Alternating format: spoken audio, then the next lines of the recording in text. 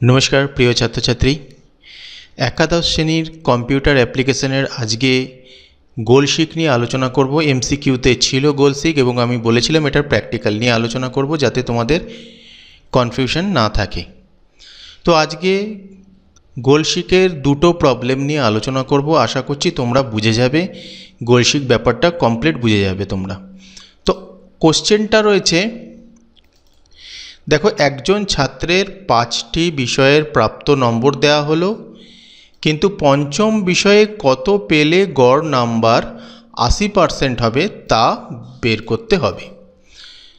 তো দেখো 5টা সাবজেক্ট রয়েছে, 1 2 3 4 5টা, এই 5টা সাবজেক্ট রয়েছে। 5টা সাবজেক্ট বলে দেওয়া হয়েছে, নাম্বারও দিয়ে দেওয়া হয়েছে এবং সাথে সাথে তোমাদের এটা বলা হয়েছে যে এই যে পঞ্চম সাবজেক্টটা রয়েছে এই সাবজেক্টটা বর্তমানে 45 হয়েছে। তো আর কত পেলে এটার গড়, এটা যদি আমি গড় করি বর্তমানে একরকম গড় আছে, কিন্তু আর কত নাম্বার পেলে এই যে তথ্য প্রযুক্তিতে আর কত নাম্বার পেলে সেটা 80% হবে, কোশ্চেন অনুযায়ী 80% হবে। তাহলে আমরা দেখিয়ে দিই তোমাদের।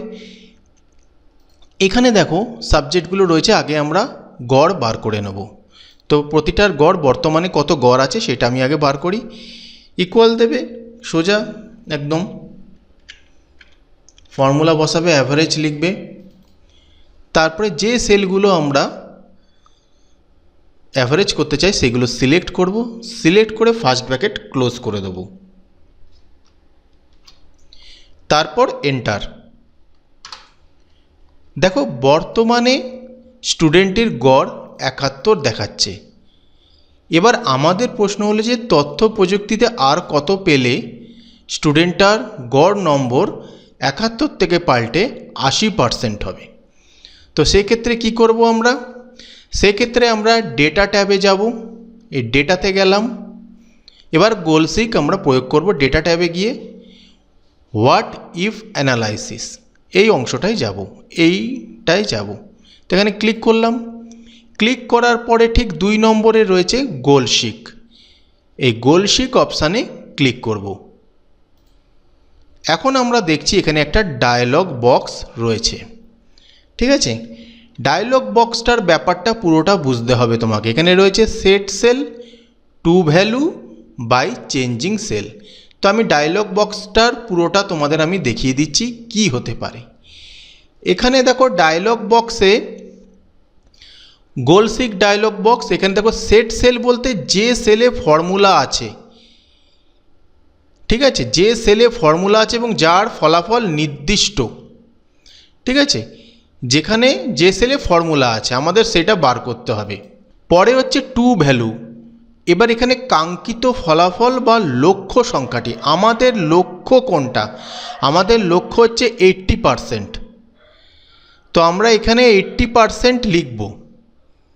এবার বাই চেঞ্জিং সেল বলতে যে সেলের মান পরিবর্তন করে লক্ষ্যে পৌঁছাবো, অর্থাৎ তথ্য প্রযুক্তির মান চেঞ্জ করে আমরা 80%-এ যেতে চাই। সেই জন্য এখানে এই যে বাই চেঞ্জিং সেল লেখা রয়েছে, এখানে তথ্য প্রযুক্তির যে কলমটা রয়েছে সেখানে সিলেক্ট করতে হবে।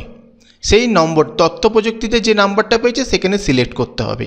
আমি আবার বলছি, সেট সেল বলতে যে সেলে ফর্মুলা আছে এবং যার ফলাফল নির্দিষ্ট, অর্থাৎ যেখানে অ্যাভারেজ বার করেছি সেটা সিলেক্ট করতে হবে।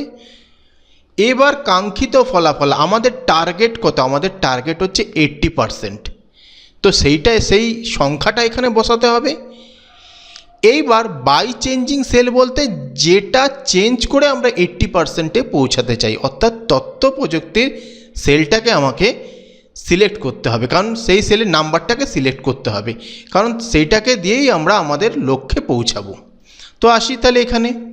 তো আমাদের এখানে দেখো গড় নাম্বার কত রয়েছে? 71। এই সেলটাকে আমরা সিলেক্ট করব।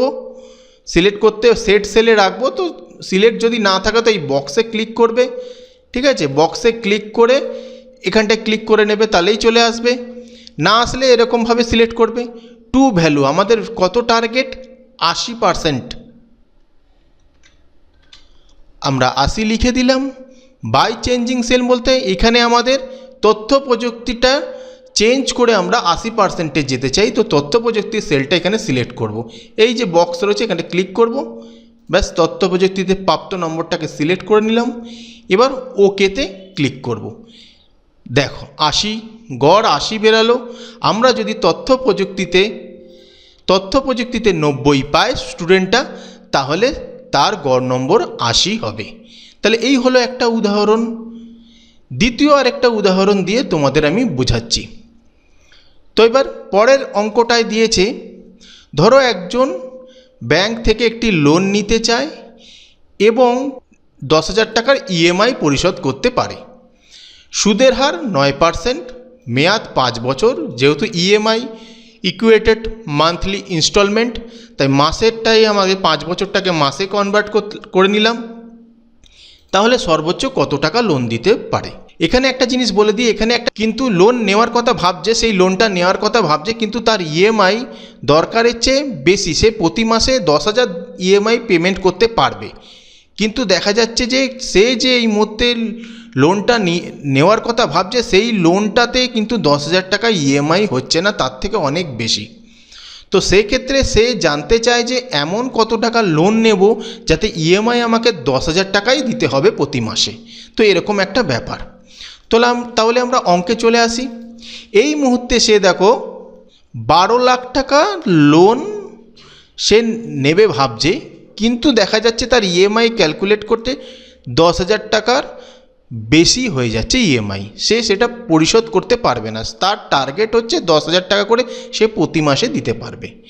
তাহলে আমরা দেখে নিই তার ইএমআইটা কত হচ্ছে। ইএমআইয়ের জন্য আমাদের ফর্মুলা হচ্ছে পিএমটি লিখবে, এসে গেছে ইকুয়াল টু দিয়ে পিএমটির পরে রেট, ইন্টারেস্ট রেটটা সিলেক্ট করবে।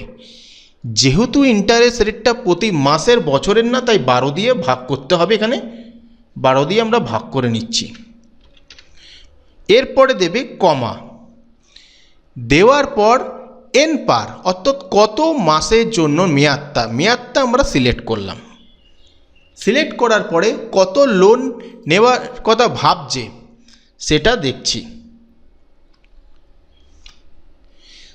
তাহলে এন্টার দিয়ে ইএমআই তাকে পরিশোধ করতে হবে। যদি সে 12 লাখ টাকার লোন নেয়, ইএমআই পরিশোধ করতে হবে, প্রতি মাসে পরিশোধ করতে হবে 24,910.03 টাকা। তো সেটা তো তার আয়ত্তের বাইরে চলে যাচ্ছে।